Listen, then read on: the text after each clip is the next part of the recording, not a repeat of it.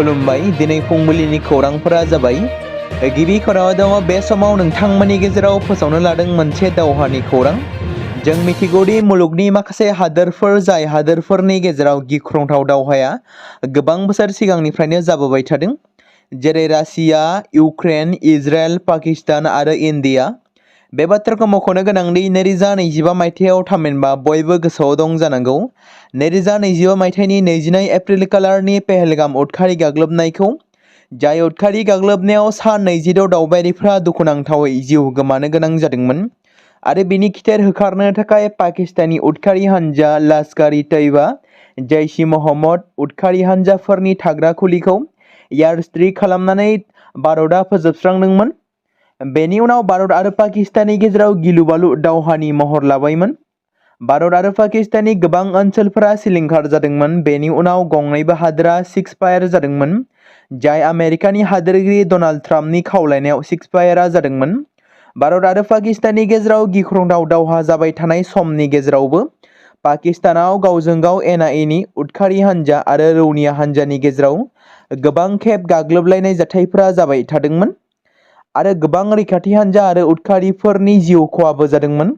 दायो फिन आरोबाव मुस्लिम हादोरजों हादोर मोनसे दावराव-दावसि सोमजिबावदों जेराव पाकिस्तान आरो नसुंसेयारि हादोर आफगानिस्ताननि गेजेराव गिख्रंथाव दावहा जागोननि इसारा मोननाय जादों। मोनसे रिपर्टनि बायदिब्ला नसुंसेयारि हादोरफोरनि गेजेराव दुंहाव थासारि आरो खोला एसियायाव गोरोबलायनाया सोलायनायनि गेजेरावनो तालिबानआ पाकिस्तानखौ बृहस्पतिबाराव काबुल आरो सानजा आफगानिस्ताननि पक्तिकायाव मोनसे गेदेर बमा बेरफ्रुनायनि दाय होनाय अजद दिखांदों।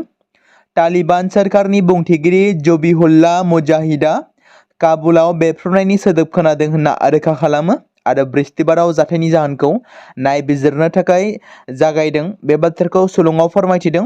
थारैनो पाकिस्तान आरो आफगानिस्ताननि गेजेराव गिख्रंथाव दावहा जामारगोन नामा बेखौ लानानै गोबां समाजारि बिजोंनि गेजेरजों सावरायनायखौ नुनो मोनगासिनो थादों। नैथि खौराङाव दङ मोनसे गोजोनथाव खौरां एबिआर इउबि कनस्टेबलनि आसाम पुलिसाव जाय बिथांमोना आनजाद लिरदोंमोन बिथांमोननि रिजाल्ट एबा फिथाइया दिनै फुंबिलि 11:30 रिंगायाव फोसावनानै होसिगोन। जाय बिजाथिफोरा आसाम पुलिसाव आनजाद होदोंमोन एबा जोबथा फाइनालसिम सहैनो हादोंमोन बिथांमोना गावसोरनि फिथाइखौ गुगोल एबा जायखिजाया ब्राउजारनि गेजेरजों www.slprbassam.in आव थांनानै नायहैनो हागोन। तुजा ब्रह्मखौ कटन मुलुगसोलोंसालि फरायसा आफादनि लेङाइ आफादगिरि महरै सायख'नाय जाबाय। 2025 आरो 2026 मायथाइनि सोलोंथायारि बोसोरनि थाखाय कटन मुलुगसोलोंसालि फरायसा आफादनि लेङाइ आफादगिरि महरै क'क्राझारनि तुजा ब्रह्मखौ सायख'नाय जादों। कभिड-19 बादि थासारि फिन सोमजिनो हागौ। जापानाव इनफ्लुएन्जाया सिगांनिफ्रायनो गोब्राब महर लादों। बेरामिफोरनि अनजिमाया गिलु-बालु बांनायनि थाखाय जापान सोरखारा हादोरनाङै मोनसे महामारि फोसावदों। जानो हागौ जापानाव थाबैनो लकडाउन फोसावनो हागौ। देहा फाहामगिरिफोरनि बायदिब्ला बे भाइरासआ मोनसे सोमोनांथाव गोख्रैथिजों जौगादों आरो बांदों। गोख्रै गोसारनायखौबो नुनो मोनदों। गासै जापानाव देहा फाहामसालिनि वार्डफोरा बुंफबनायनि जाहोनाव हादोरनाङैनो फरायसालिफोरखौबो बन्द खालामनो गोनां जादों। मख'नो गोनांदि जापानआ फ्लुनि जाहोनाव बोसोरफ्रोमबो बेफोरबादि थासारिजों मोगा-मोगि जानो गोनां जायो। नाथाय बे खेबाव सिगांनि बोसोरफोरनि रुजुनायाव सरासनस्रानिख्रुइ जोबोद सिगांग्रो सफैदों। 3 अक्ट'बरखालि जापाननि सावस्रि बिफानआ मोनसे सप्तायाव गासै 4030 सुबुंफोरखौ फ्लुनि थाखाय फाहामथाय होनायनि उनाव इनफ्लुएन्जा महामारि फोसावदोंमोन। थांनाय सप्तानि रुजुनायाव बेयो 957 बेरामिफोरनि बांनायमोन। दासान्दि खौरां मोननाय बायदिब्ला बे सन्देरनाया दासिमबो गोसारगासिनो दं होनना सुलुङाव बुंदों। जुबिन गार्गनि थैनायनि सायाव नायबिजिरनायनि थाखाय चार्जशीटखौ थिखानाय दानथामनि गेजेराव गथायगोन। जुबिन गार्गनि थैनायनि सायाव सोलिबाय थानाय नायबिजिरनायखौ लानानै गिबि मन्थ्रिया बुंदों दि दासिम सासे थि सुबुंनि हेंथायै वारेन्ट फोसावनाय जादों आरो बिथाङा फोथायो दि नायबिजिरनाया थार लामाजों दावगालांगासिनो दं। बे जाथायाव रावखौबो नागारनाय जानाय नङा होन्नानैबो बिथाङा बुंथिदों। गासैबो दायनिगिरिफोरखौ बिजिरसालियाव हाजिर खालामनाय जागोन। सरासनस्रायै चार्जशीट दाखिल खालामनो थाखाय दानथामनि सम होनाय जादों आरो जों बेनिफ्राय बांसिन समनि गोनांथि जानाय नङा। बिथाङा बुंबावो दि जोंनि थांखिया जाबाय मोजाङै नायबिजिरनायनि उनाव बिजिरसालिया केस थिसननाय जाय थार बिजिरनायखौ थि खालामो। मख'नो गोनांदि माखासे जेंनाफोरजों मोगा-मोगि जागासिनो दं आरो बिसोरखौ बेयाव लाबोनो थाखाय लाहार-फाहारबो खालामगासिनो दं होननानै गिबि मन्थ्रिया बुंबावदों। बिजिरसालियाव बिजिरनाया मोजाङै खुंफुंजाथों, बेनि थाखाय जों दानथामनि गेजेराव चार्जशिटखौ गथायनो नाजागोन होननाबो गिबि मन्थ्रिया बुधबारखालि बुंदोंमोन। खोला आमेरिकायाव थानाय भेनेजुएलानि राजखान्थिगिरि मारिया करिना मसाद'आ नबेल पिस प्राइज 2025खौ मोननो हाबाय। भेनेजुएलायाव सुबुंखान्थियारि मोनथायखौ दावगाहोनो थाखाय गोख्रों नाजानाय आरो डिक्टेटरशिपनिफ्राय सुबुंखान्थिसिम मोनसे मोजां आरो गोजोन सोलायनायखौ रैखाथि होनो थाखाय जुजिनायनि थाखाय मारिया करिना मसाद'आ नबेल पिस प्राइज 2025खौ मोननो हादों। बे बाथ्राखौ मख'नो गोनांदि नबेल कमिटिआ ससियेल मिडियायाव लिरदों दि भेनेजुएलानि सुबुंफोरनि सुबुंदारारि मोनथायनि थाखाय बिबुंथि लाखिनायनि थाखाय आरो गोहोगोरा खुंगिरिफोरनि हेंथायै थार आरो गोजोनै जुजिनायनि थाखाय मारिया करिना मसाद'नो गोजोननि नबेल बान्थाखौ होनाय जादों।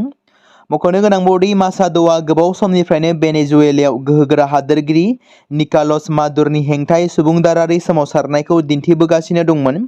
बिथाङा हिंसा एबा हाथियार लानानै हेंथा होनायनि सोलायनाय लाबोनो थाखाय गोजोन, सुबुं सोमावसारनाय आरो राजखान्थियारि सावरायनायखौ सायख'दोंमोन। इउनाइटेड किंडमआ भारतआव मोन 9 मुलुगसोलोंसालिफोर गायसनगोन। मिरु सोरखार आरो इउनाइटेड किंडमआ मावख'आरि महरै गोजौ सोलोंथाइनि हेफाजाबाव मोनसे थांखि लादों, जेराव दा ब्रिटेननि मोन 9 मुलुगसोलोंसालिफोरा भारतआव केम्पास गायसननो गनायथि होदों। ब्रिटेननि गाहाय मन्थ्रि कियार स्टारमारनि 8 लानानै 9 अक्ट'बरसिम मुम्बाइ दावबायनाय समाव फारियै बेंगालुरु आरो गिफ्ट सिटी, गुजरातनि केम्पासफोरनि थाखाय लंकेशकर मुलुगसोलोंसालि आरो सरे मुलुगसोलोंसालिजों लेटर अफ इन्टेन्ट (LOI) आव सागान होनाय जादों। धेमाजि जिल्लानि सिसिबरगाव पुलिस आवथायाव शुक्रबारनि फुंबिलियाव गेन्डीनि माथौरिपारायाव सासे सिख्लानि गोथै सह'खौ सोमोनांथावै मोननाय जाथाया ओनसोलावल' नङा, नाथाय गासै धेमाजियावनो दावराव सोमजिहोदों। मख'नो गोनांदि धेमाजि जिल्ला पुलिस थानानि सिङाव थानाय बिष्णुपुर शिलाली मजगावनि 23 बोसोर बैसोनि ज्योतिका कलिताया धेमाजि टाउनाव 6 दान मेकआप आर्टिस्टनि फोरोंथाय लाबोगासिनो दंमोन। सिख्ला ज्योतिकाया सानफ्रोमबो फुंनि 9 रिंगायाव गावनि न'निफ्राय ओंखारनानै टाउनसिम थाङोमोन आरो बेलासि 4 रिंगायाव न'आव फैफिनोमोन। नाथाय बृहस्पतिबारखालि मोनाबिलि 5 रिंगासिम न'आव फैफिनाखैमोन आरो जानबुंनि गेजेरजोंबो खौरां लानो हायाखैमोन। बिनिनो बिबथै गण कलिताया न'निफ्राय नागिरनो ओंखारलांदोंमोन आरो लामा सेराव नेबाय थादोंमोन, नाथाय जेबो खौरां मोनाखैमोन। बेनि उनाव बियो गोख्रैनो धेमाजि टाउननि ट्रेनिं दखानाव थांदोंमोन आरो बिगोमानिफ्राय मिथिनायनि उनाव बियो बेलासि 4 रिंगायाव गलानिफ्राय ओंखारलांबाय होननानै मिथिनायनि उनाव खोथाया सोमोनांथाव जायो। न'खरनि सुबुंफोरा हरसे नागिरबाय थादोंमोन, नाथाय जेबो सुलुं मोनाखैमोन। सोमोनांथावै शुक्रबारनि फुंनि 9 रिंगायाव न'खरनि सुबुंफोरा सिसिबरगावनि गेन्डीनि माथौरिनि मोनसे एखुथा जायगायाव सासे गोथै सह'खौ मोनो, जेराव 23 बोसोर बैसोनि ज्योतिका कलिताया बेनोमोन होनना सुलुङाव फोरमायथिदों आरो बे जाथाया दुखुनांथाव थासारि लाबोदों। ओनसोलाव तामुलपुरनि नाग्रिजुलियाव कच राजबंशी हारिखौ शिड्युल्ड ट्राइब एबा ST महरै गनायथि होनांगौनि दाबिजों सोमावसारदों। नाग्रिजुलि बाजारनिफ्राय कमतापुर हादोरसा डिमान्ड काउन्सिल थामहिनबा KSDCआ सुबुंगौमा दिन्थिफुंनाय हाबाफारि लानानै गोख्रों सोमावसारनाय हाबाफारि लादों। सोमावसारगिरिफ्रा जोंखौ शिड्युल्ड ट्राइब महरै सिनायथि हो, जोंनो ST स्टेटसखौ नांगौ, कमतापुर हादोरसाखौ दाफिननांगौ, KLO जिन्दाबाद, कमतापुर थामहिनबा राजबंशी हारिखौ संबिजिरारि गनायथि होनांगौ बायदि स्ल'गानजों तामुलपुराव अख्रां गोमसारहोदों। तामुलपुर जिल्लानि नाग्रिजुलि ओनसोलाव जानाय हेंथा सोमावसारनायनि उनाव नाग्रिजुलि ब्लक जौगाखां मावख'गिरिया हादोरगिरि आरो गाहाय मन्थ्रिनिसिम गांसे बिलाइ थामहिनबा गांसे लाइजाम दैथायहरदों होनना मिथिहोदों। बेनि अनगायैबो माखासे गुबुन गुबुन जायगाफोरावबो कच राजबंशी हारिफोरा ST मर्यादा मोननांगौनि थाखाय गोख्रों दाबि दैखांनायखौ नुनो मोन्दों।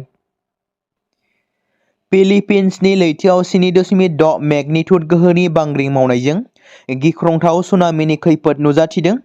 फिलिपिन्सनि खोला ओनसोलनि लैथोआव 7.6 मेगनिट्युड गोहोनि बांग्रिं मावदों।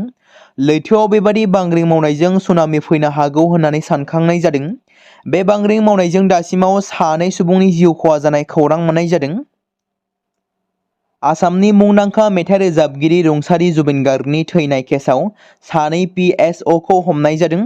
जुबिन गार्गनि थैनायनि सायाव नायबिजिरनाया सोलिगासिनो दं, जायनि गेजेरजों SITआ दायो रोजाबगिरिनि सिकिउरिटियाव बिबान होनाय सानै अफिसारफोरखौ हमनाय जाबावदों। आसाम पुलिसनि CIDनि SITआ सिंगापुराव आसामनि मुंदांखा मेथाइ रोजाबगिरि जुबिन गार्गनि हरखाबै थैनाय जाथायजों लोब्बा थानाय सानै गावारि रैखाथि अफिसार PSOखौ हमनाय जाबावदों। आसामनि मुंदांखा मेथाइ रोजाबगिरि जुबिन गार्गआ थांनाय 19 सेप्तेम्बर खालि सिंगापुराव रुंसारि जादोंमोन। बिथाङा सिंगापुराव नर्थ इस्ट फेस्टिभेलाव बाहागो लानो थाखाय थांदोंमोन। CIDनि SIT हानजाया गोबाव समनिफ्रायनो जुबिन गार्गनि पार्सनेल सिकिउरिटि अफिसार महरै खामानि मावबोनाय नन्देश्वर बरा आरो परेश बैश्यखौ हमनाय जादों। रायजोनि गिबि मन्थ्रिनि आइजो थुलुंगागिरि बिथांखिनि सिङाव गिबि मन्थ्रि डक्टर हिमन्त बिश्व शर्मा बिथाङा मैया धेमाजि जिल्लानि सिमनसापुरियाव गासै 37,000सो सेल्फ हेल्प ग्रुपफोरनि आइजोफोरनो केपिटेल चेक राननायनि मोनसे हाबाफारियाव बाहागो लादों। साफ्रोमबो गोसो गुदुं आइजोफोरनो 10,000 रांसोनि राङारि मदद होनो थांखि लानाय बे हाबाफारियाव सा 40,000सो आइजो हानजाफ्रा बाहागो लादोंमोन। बेनि उनाव आइजोफोरनि गेजेराव 10,000 रांनि चेक राननानै होनाय जायो। बे सुबुं समाजनि हाबाफारियाव MP प्रदान बरुवा, सोलोंथाइ मन्थ्रि डक्टर अनुज पेगु, मन्थ्रि प्रशान्त फुकन, MLA भुवन पेगुजों लोगोसे गुबुन गुबुन गावखुंथाइ गौथुमनि गाहाय मावफुं सोद्रोमाफोरा बाहागो लादोंमोन। कर्नाटक सोरखारा menstrual leave policy 2025खौ गनायथि होनानै खामानि थिलिखौ सोफादेरनो आरो आइजोफोरनि जौगानायखौ हेफाजाब होनो थाखाय मोनसे गिदिर आगान लादों। बे पलिसिनि सिङाव सोरखारि आरो गावारि मोन्नैबो सेक्टरनि आइजो मावसुमाफोरा बोसोरफ्रोमबो 12 साननि दानारि सुट्टी मोननो हागोन, जायनि थाखाय कर्नाटकआ भारतनि गिबिसिन रायजो जानानै गासै सेक्टरफोराव बेबादि खान्थि लाबोनाय जादों। सोरखारि मावख'फोर, सि-जोम कारखानाफोर, IT कम्पानिफोर आरो माल्टि नेशनेल कर्प'रेसनफोर बायदि बायदि दारिमिनफोराव खामानि मावग्रा आइजोफोरा मोनसे दानारि सुट्टी लानो हागोन, जायखौ दानारि एबा बुथुमनानै बाहायनो हायो। लेबार मिनिस्टार सन्तोष लाडआ फोरमायदों दि बे पलिसिया आइजोफोरनि मोजांनि थाखाय मोनसे सिगांग्रो साननांगौ राहा, जायनि थाखाय बिसोरनो बोसोरफ्रोमबो 12 सान सुट्टी होनो हागोन। पलिसिनि जागायनाया मोनसे बांसिन समावेशी आरो हेफाजाबारि खामानि थिलि सोरजिनो थाखाय सोरखारनि बावसोमनायखौ दिन्थियो। मख'जाथाव दि आइजोफोरखौ गावनि प्राइभेसि आरो मान-सन्मानखौ रैखा खालामनानै मेडिकेल फोरमान बिलाइ होनो एबा गावारि फोरमायथि होनो गोनांथि गैया होनना सुलुङाव फोरमायदों। बे समाव मोनसे गोनां फोसावथाय बर' सावथुन नायनानै मोजां मोनग्रा गासै बर' रायजो राजाफोरनि गेजेराव लानानै फैदों मोनसे बर'नि OTT प्लेटफर्म गोनां, जाय प्लेटफर्मनि गेजेरजों नोंथांमोना बर'नि गोदान गोजाम सावथुनफोरखौ नुनो मोनगोन। थांनाय माखासे बोसोर सिगां बर'नि गेजेराव लानानै फैनाय निउबो एप बायदिनो फिन आरोबाव लानानै फैदों बर' रायजो राजाफोरनि थाखाय। बे बाथ्राखौ मख'नाया गोनां दि 2025 मायथाइनि जानुवारि दानाव ओंखारनाय आंगो स्ट्रिम मुंनि मोनसे OTT प्लेटफर्म गोनां निउबो एपनि गेजेरजों नोंथांमोना गोबांथार बर'नि सावथुनफोर जेरै ट्रेजेडि, रमान्टिक, एक्शन आरो कमेडिजों बुंफबनाय सावथुनफोरखौ नुनो मोनगोन, जेरै सनानि नखर, थांखि गैयै समाज, अनसुला आफा, हिर', बिमा बायदि बाजै, अर, थैसाम, वान्टेड, संदान आरो रं नाम्बार बायदि सावथुनफोरा मख'जाथाव। बेफोर सावथुनफोरखौ नायनो थाखाय नोंथांमोना गिबियावनो आंगो स्ट्रिम एपखौ गाव गावनि मबाइलाव थानाय प्ले स्ट'रनिफ्राय डाउनल'ड खालामनानै लोगोसे इनस्टल खालामनानै गावनि मबाइल नाम्बारजों लग इन खालामनानै लाग्रोनांगोन। बेनि उनाव नोंथांमोना गोबांथार नुनो मोनै सावथुनफोरखौ गुगोल पे, फन पे आरो पेटिएमजों रं नाम्बार सावथुनखौ नायनो थाखाय 60 रां आरो संदान सावथुनखौ नायनो थाखाय 80 रां, वान्टेड सावथुनखौ नायनो थाखाय 60 रां, थैसाम सावथुनखौ नायनो थाखाय 60 रां बेबायदिनो गोबांथार नुनो मोनै सावथुनफोरखौ नायनो थाखाय सुबिदा खालामनानै होदों आंगो स्ट्रिम प्लेटफर्मआ। फिन नोंथांमोननि गेजेराव फोरमायबावनो लादों बर' सावथुन नायनानै मोजां मोनग्रा गासै बर' रायजो राजाफोरनि गेजेराव लानानै फैदों मोनसे बर'नि OTT प्लेटफर्म गोनां, जाय प्लेटफर्मनि गेजेरजों नोंथांमोना बर'नि नुनो मोनै सावथुनफोर जेराव गोदान गोजाम सावथुनफोरखौ नुनो मोनगोन।